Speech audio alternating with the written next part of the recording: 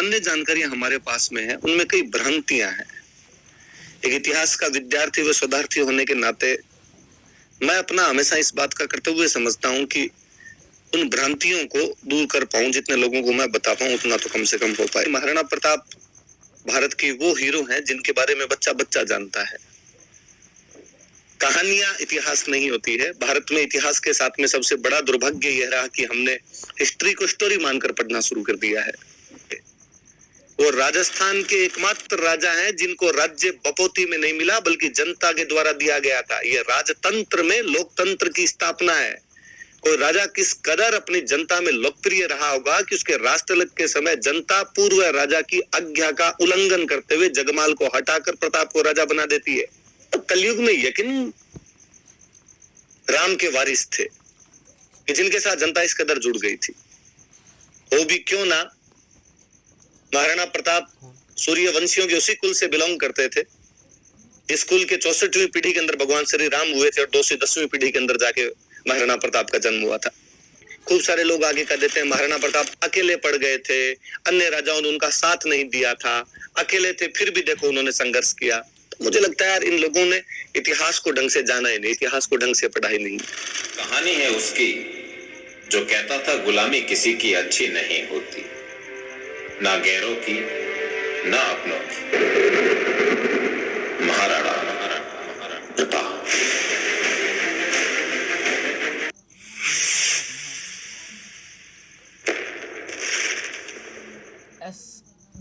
सर्वप्रथम तो मैं जितने भी श्रोतागण हमारे से जुड़े हुए हैं उन सबका स्वागत करता हूँ। मानवेंद्र जी का जिन्होंने मुझे ये प्रताप जयंती के अवसर पर बोलने का मौका दिया, आपका मैं धन्यवाद ज्ञापित करता हूँ। जैसा कि आप तमाम लोग जानते हैं आज 9 मई है और 9 मई को महाराणा प्रताप की जयंती है। महाराणा प्रताप के विषय में बोलने से पहले कई ऊहापोह रहती है। एक तो ये रहता है कि महाराणा प्रताप भारत की वो हीरो हैं जिनके बारे में बच्चा बच्चा जानता है। तो लगता है कि इनके बारे में अपने क्या बोलेंगे, जब सब लोग इनके बारे में जानते हैं तो इनके बारे में क्या बोला जाना चाहिए। फिर मुझे कई बार लगता है कि महाराणा प्रताप के बारे में जो सामान्य जानकारियां हमारे पास में है उनमें कई भ्रांतियां हैं। एक इतिहास का विद्यार्थी व शोधार्थी होने के नाते मैं अपना हमेशा इस बात का कर्तव्य समझता हूं कि उन भ्रांतियों को दूर कर पाऊं, जितने लोगों को मैं बता पाऊं उतना तो कम से कम हो पाए। तो आज की जो ज्यादातर मेरी बातें होगी मैं शायद उसी दिशा के अंदर जाऊंगा, क्योंकि बाकी तमाम बातें आप जानते हैं, मैं आपका समय व्यर्थ नहीं करना चाहूंगा। मैं घटनाओं को थोड़ा सा पीछे लेके जाता हूं। अक्सर बचपन में छोटी क्लासों की कहानियों में एक कहानी सुनी थी। चित्तौड़ का दूसरा साका होता है 1535 में। राणा सांगा की हाड़ी रानी क्रमावती जोहर कर लेते हैं। देवलिया के बाघ सिंह के नेतृत्व में केसरिया होता है। गुजरात का बहादुर शाह चित्तौड़ पर अधिकार कर लेता है, लेकिन गुजरात के बहादुर शाह को हुमायूं के आक्रमण के डर से वापस गुजरात भागना पड़ा और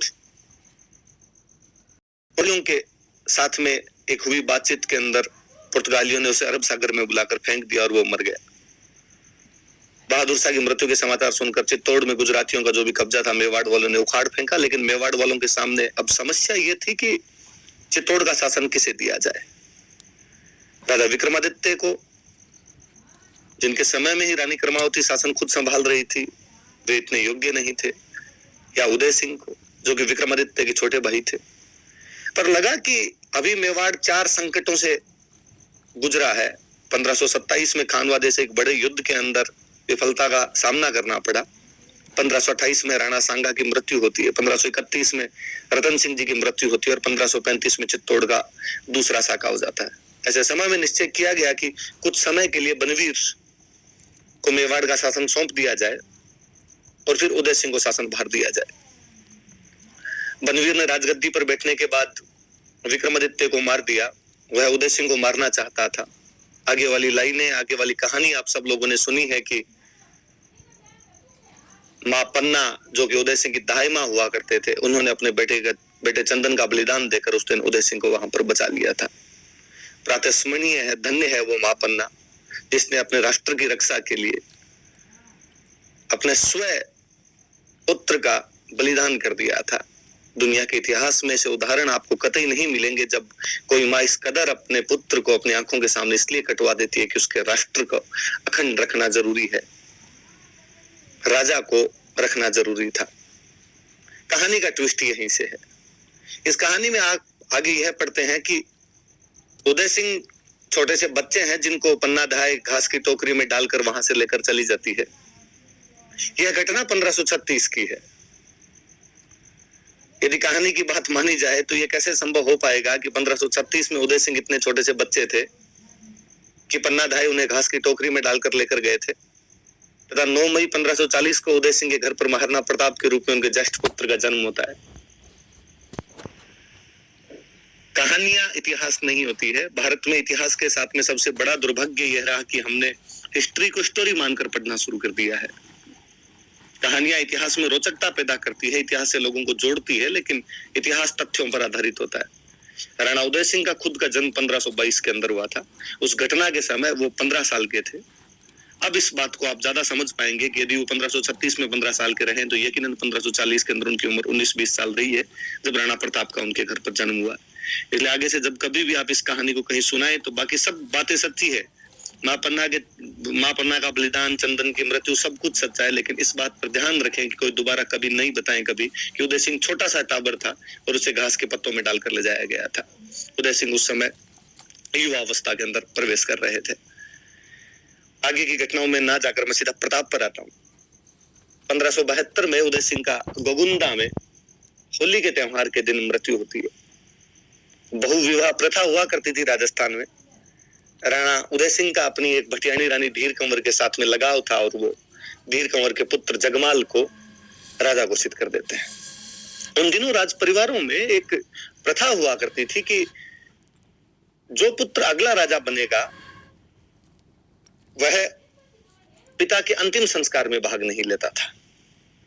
स्वाभाविक सी बात है कि यदि जगमाल अगले राजा बनेंगे तो जगमाल उदय सिंह के अंतिम संस्कार में भाग लेने के लिए नहीं जाएंगे।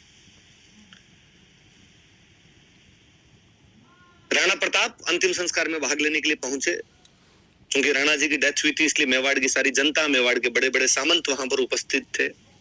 अक्षराज सोनगरा जो कि प्रताप के ननिहाल पक्ष से थे, उन्होंने वहां पूछा कि राणा प्रताप यहाँ क्या कर रहे हैं, क्योंकि सबको लगता था कि ज्येष्ठ पुत्र राणा प्रताप है तो स्वाभाविक सी बात है कि अगले राजा राणा प्रताप बनेंगे।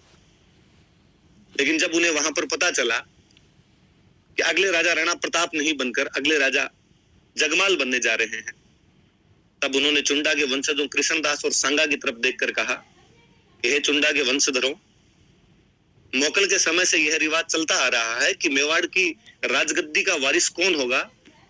कहा गया कि जगमाल राजा नहीं बनके प्रताप को राजा बनाया जाना चाहिए।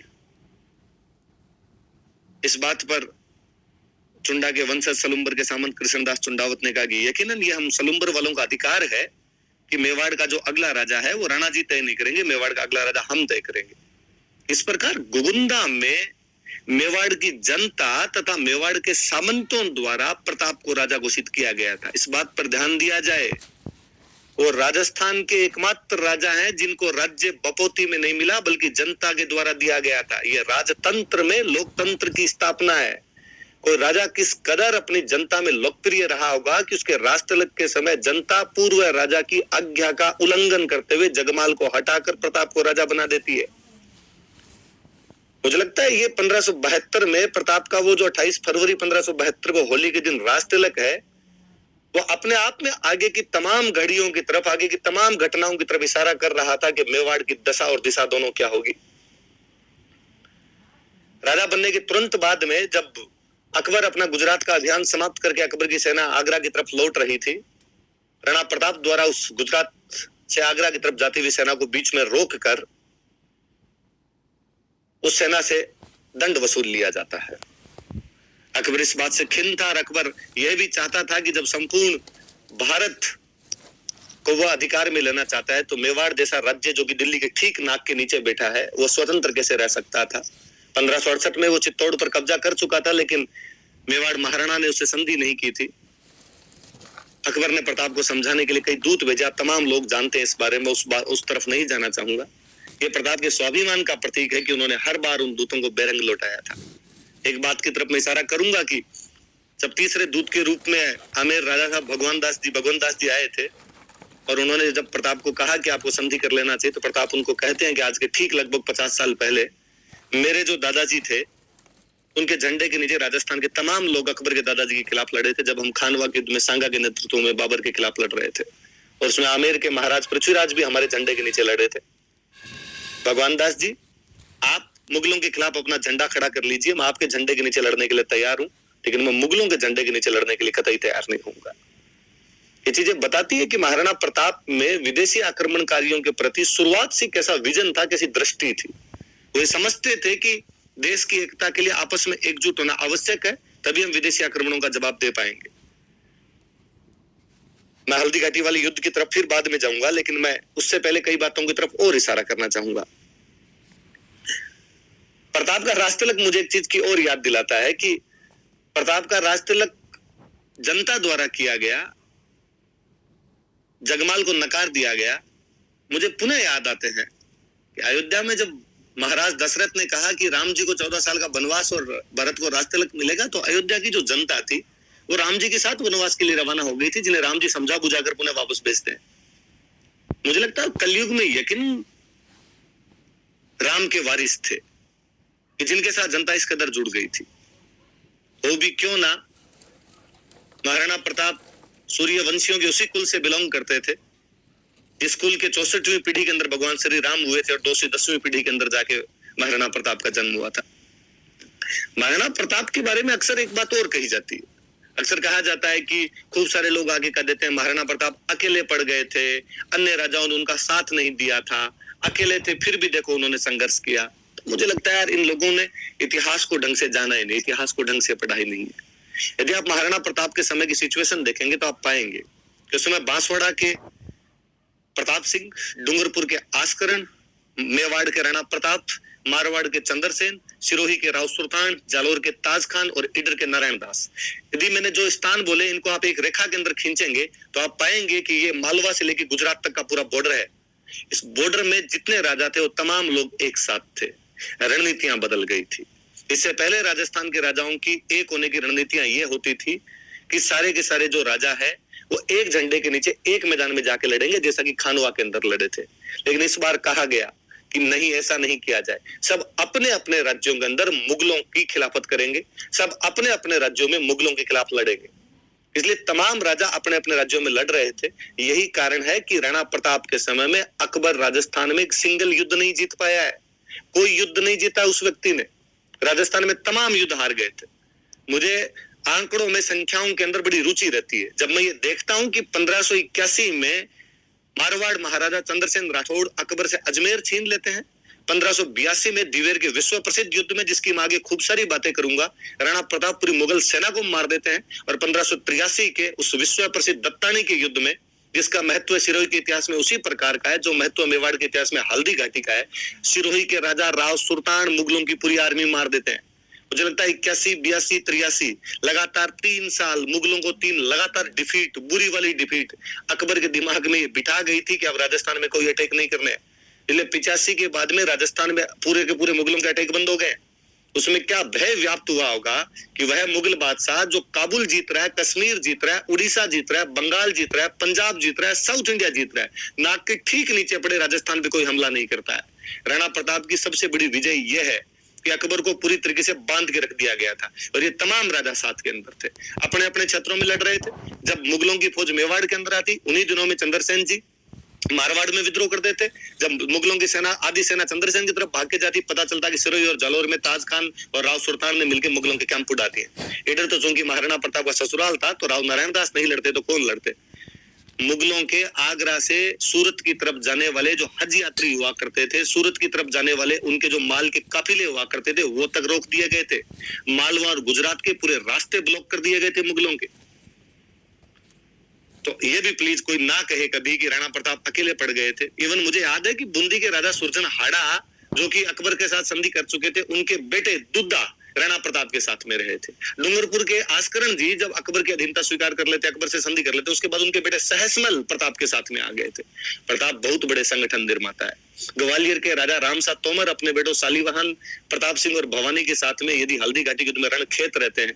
अफगानों का वो मूर्धन्य व्यक्ति हुतात्मा हकीम खान सूर यदि प्रताप की तरफ से लड़ने के लिए आता है, भीलों की सेना लेके और राणा पूंजा सोलंकी यदि उस मैदान के अंदर आ डटा खड़ा होता है, ये सब चीजें बताती है कि प्रताप मुगल विरोधी गठबंधन बनाने की पूरी संभावनाएं थी। इतिहास को जिस दिन खंगाला जाएगा, इतिहास को जिस दिन ढंग से उत्खनित किया जाएगा, उस दिन और समझ में आएगा। मैं अभी एक दिन ओहड़ राठौड़ों की ख्यात देख रहा था। ओहड़ राठौड़ों की ख्यात में किस्सा है कि जैसलमेर के रावल हरराज का निधन हुआ है। सुनना मेरी बात को गौर से, कि जैसलमेर के रावल हरराज का निधन हुआ है।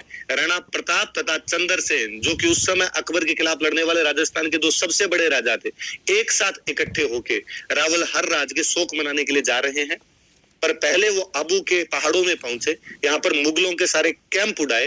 आबू में रहने वाले देवल प्रतिहार राजपूतों को उन्होंने राणा की उपाधि दी, क्योंकि वो महाराणा प्रताप के सहायक थे तथा मुगलों के खिलाफ लड़ रहे थे। वहां से राणा प्रताप तथा चंद्रसेन दोनों नागना पहुंचे तथा राठौड़ों की कुलदेवी नागणची माता की धोख लगाई। यहाँ से दोनों हर राज के पहुंचे, वहां पर शोक प्रकट किया। उसके बाद चंद्रसेन पुनः मारवाड़ की तरफ आ गए। प्रताप ने सिंध की तरफ आक्रमण किया। वहां मुगलों के जो भी कैंप हुआ करते थे, उन मुगलों के कैंप से दंड वसूल किया, वहां से पैसे वसूल किए और उसके बाद पुनः मेवाड़ की तरफ आ गए थे। और यहाँ कोई इतिहासकार आके कह देता है कि राणा प्रताप अकेले पड़ गए थे। कम्युनिस्ट इतिहासकारों द्वारा लिखे गए इतिहास को पढ़कर आकर कोई कह देता है कि सब लोग अपने अपने स्वार्थ के लिए लड़ रहे थे। वो राजस्थान की एकता के लिए लड़ने वाला हुतात्मा था। भले ही पश्चिमी राजस्थान की कुछ रियासतें मुगलों के साथ में चली गई थी, लेकिन जितने उनके साथ में थे उन सब का उन्होंने गठबंधन बना लिया था। राणा प्रताप के बारे में मुझे एक बात और बड़ी जोरदार लगती है, ऐसा आपने कभी पहले नहीं देखा होगा।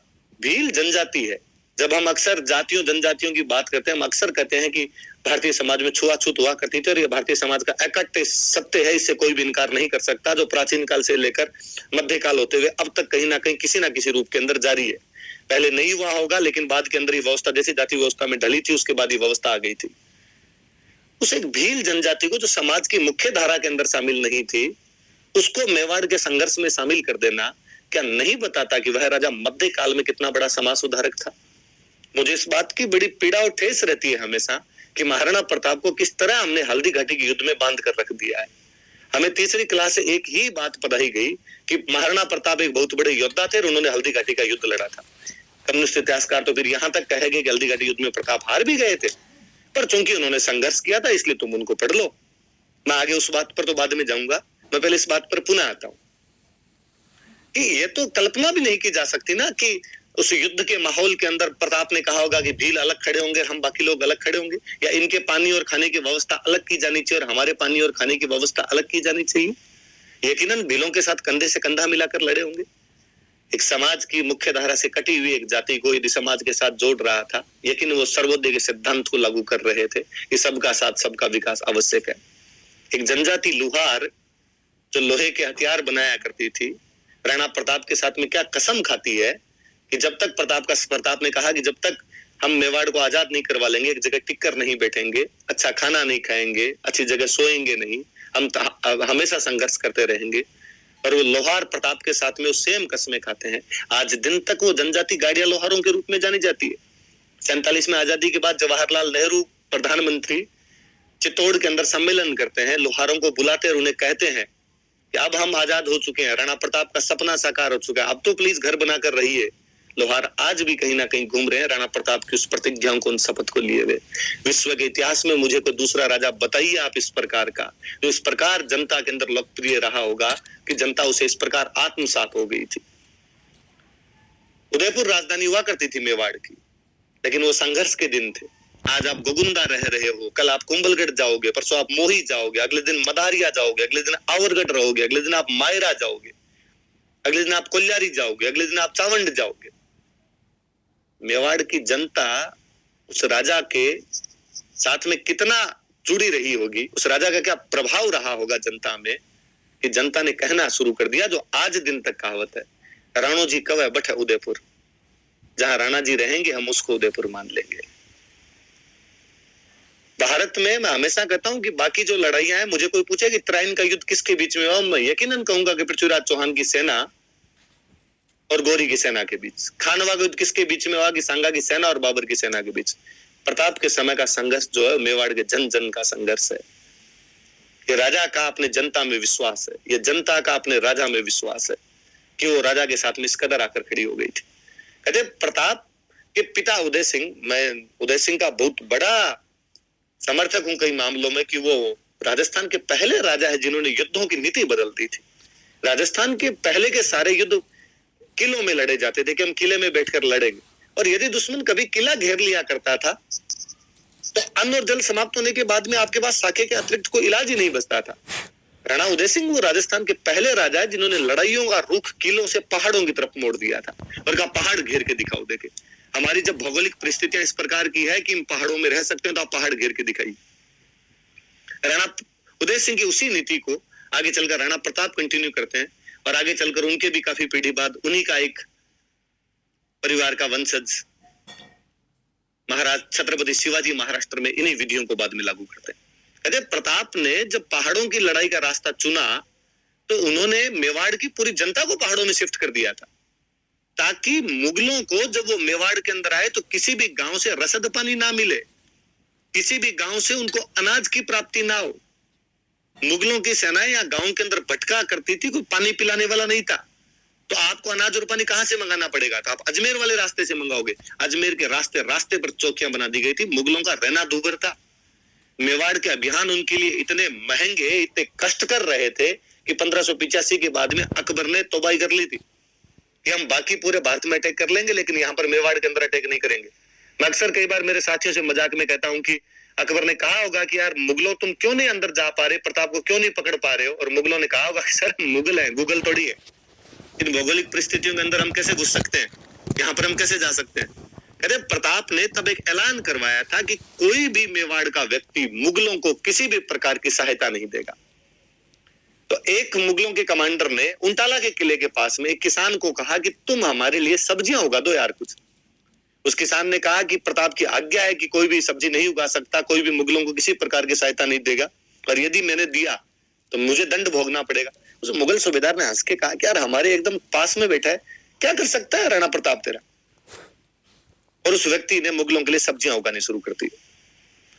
राणा प्रताप को लगा कि आज्ञा सबके लिए बराबर होती है, आज्ञाओं के जब उल्लंघन होने लगते हैं तो शासन चलना दुरू हो जाता है, फिर शासन का लोगों से भय समाप्त होता है, शासन का दंड हमेशा रहना चाहिए। राणा प्रताप एक दिन अचानक रात को हमला करते हैं, उस मुगल टुकड़ी जो वहां पे थी उसके लोगों को और उस किसान को दोनों को मार देते हैं। इन्हें आज्ञाओं का उल्लंघन नहीं कहते, सरे आप अंदर घुसकर और वापस निकल कर आ गए थे। ये घटना बताती है कि नहीं, आपको मेरे साथ में मेरे तरीकों से लड़ना पड़ेगा, तभी हम सफल हो पाएंगे। ये कितने क्लियर थे वो इन चीजों के अंदर कि जो है चीजें उनको उसी रूप के अंदर लिया जाना चाहिए। अक्सर धर्मनिरपेक्षता का चोला भारत के लोग एक तरफ ही पहना देते हैं, दूसरी तरफ बातें नहीं की जाती है। प्रताप कितने धर्मनिरपेक्ष रहे होंगे कि हाकिम खान सूर नाम का एक अफगान उनकी हरावल का नेतृत्व कर रहा था। इस बहादुर पठान के बारे में कहा जाता है कि वो मर गए थे लेकिन उनका हाथ तलवार पर ही जकड़ा रहा था। जालोर के ताज खान जो एक और अफगान थे, प्रताप के लिए मुगलों के खिलाफ लड़ रहे थे। यही क्यों भामाशाह और ताराचंद दोनों भाई जैन थे। नासिरुद्दीन नाम का चित्रकार उनके दरबार में एक मुसलमान हुआ करता था। यकीनन वो अकबर की सांप्रदायिक सोच जो उसकी हिंदू विरोधी नीतियां थी उसके खिलाफ थे, तो किसी धर्म के खिलाफ नहीं थे सीधे सीधे तौर पर हाँ, यदि तुम हमारे धर्म को हानि पहुंचाओगे तो हम हिंदुआ सूरज कहलाते हैं, उसके लिए लड़ना हमारा स्वाभाविक सी बात है, उसके लिए हम लड़ेंगे। हल्दी घाटी युद्ध पर मैं पुनः आता हूं। अक्सर ज्यादातर बातें हल्दी घाटी युद्ध की जाती है। हल्दी घाटी युद्ध के बारे में अपने इतिहासकारों ने क्या बवंडर फैलाया, और अक्सर कहा गया हल्दी घाटी युद्ध के बारे में कि हल्दी घाटी युद्ध में प्रताप हार गए थे, या इससे भी बड़ा बाद में एक बीच बचाव का रास्ता निकाला गया और कहा गया कि हल्दी घाटी का युद्ध अनिर्णित था, ना प्रताप जीत पाए थे और ना अकबर जीत पाए थे। श्रोतागण सारे इस बात पर ध्यान दीजिए। हल्दी घाटी के युद्ध में अकबर के खुद के दरबार का एक इतिहासकार मौजूद था, अब्दुल कादिर बदायूनी, जिसने मुंतखब उत तवारीख नामक पुस्तक लिखी है। बदायूनी वर्णन करता है इस युद्ध में हमारी सेना की संख्या 5000 थी, राणा प्रताप की सेना की संख्या 3000 थी, मतलब आधे। अब बदायूं वर्णन करता है कि हल्दी घाटी के उस तंग दर्रे में गोगुंदा के पास के उस स्थान पर इतना भयंकर युद्ध हुआ था। शुरुआती हमला इतना भयंकर था कि हमारी सेना बनास नदी के पास में 7 मील भागी थी वापस। मुझे बताइए, भागती कौन सी सेनाएं हैं, हारने वाली या जीतने वाली?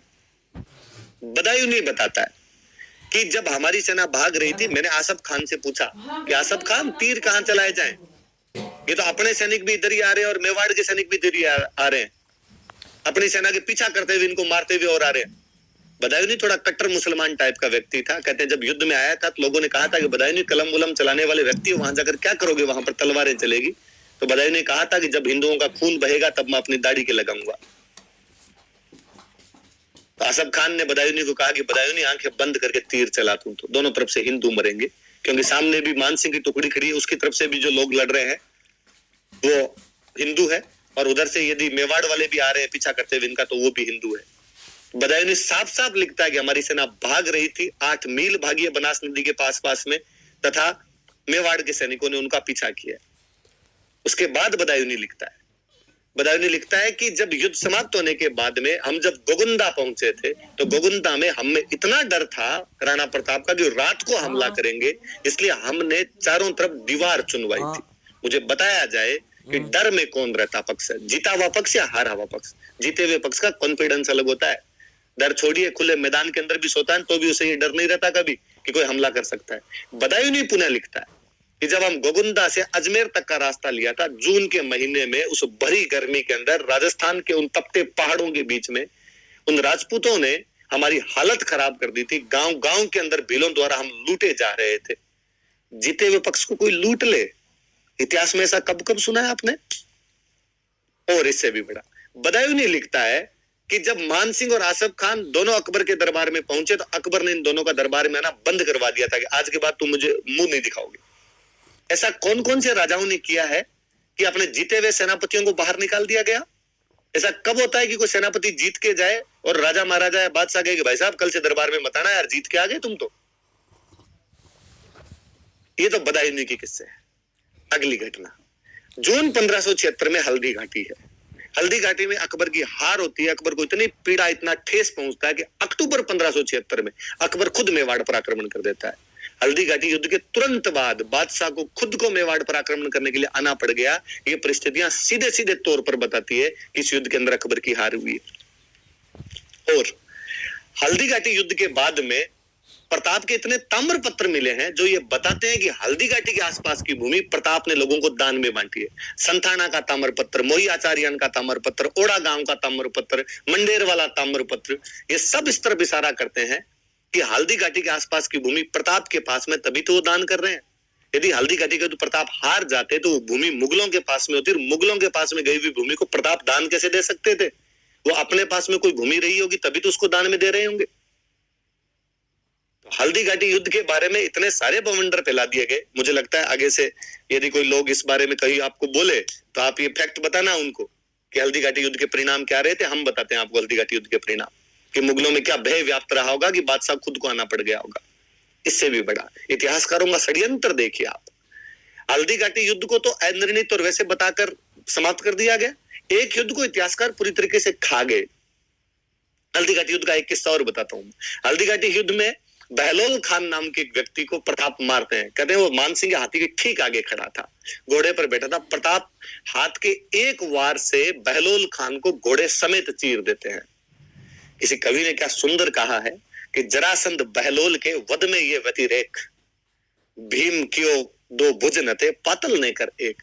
कि जरासंध और बहलोल खान के वध में ये एक असमानता दिखाई देती है कि भीम ने जब जरासंध को मारा था तो दोनों भुजाओं का इस्तेमाल किया था। ये पातल या राणा प्रताप तो बहलोल खान को एक हाथ से चीर कर रख देता है। अब मैं दिवेर के युद्ध पर आता हूं।